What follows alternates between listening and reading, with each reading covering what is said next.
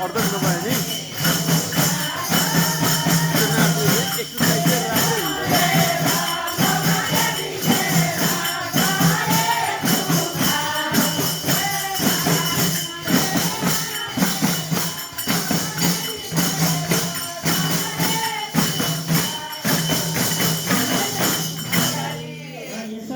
अब के गर्ने श्रृङ्गीले श्राप दिइसकेपछि राजा परीक्षितलाई त्यही दिनको 7औं दिन दक्षिण नागले टोकेर उनको मृत्यु हुने भयो।